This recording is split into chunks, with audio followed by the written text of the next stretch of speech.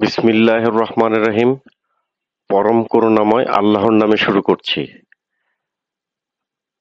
আমি আব্দুল আজিজ, প্রভাষক Bangla, Rahmatullah model high school and college. আমি কিংবদন্তির কথা বলছি এই কবিতার মূল আলোচনার সর্বশেষ পর্ব। চলে যাই মূল আলোচনায়। পূর্বপুরুষের ছিল কি ছিল? পিঠে রক্ত জবার মতো ক্ষত। পূর্বপুরুষেরা ছিল কিরকম? কৃতদাস। যে কর্ষণ করে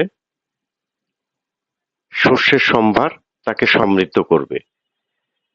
যে মৎস্য পালন করবে প্রবহমান নদী তাকে পুরস্কৃত করবে।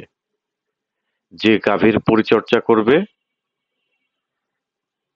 জননীর আশীর্বাদ তাকে দীর্ঘায়ু করবে। যে লৌহদণ্ডকে প্রজ্বলিত করবে ইস্পাতের তরবারি তাকে সশস্ত্র করবে। কবিতা কি?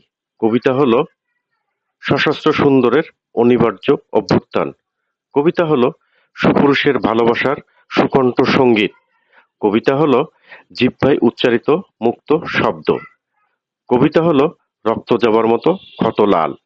কবিতা হলো প্রতিরোধের উচ্চারণ।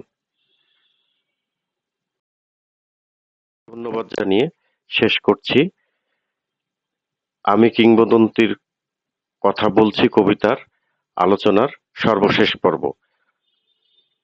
সবাইকে অসংখ্য অসংখ্য ধন্যবাদ জানিয়ে শেষ করছি। আল্লাহ হাফেজ।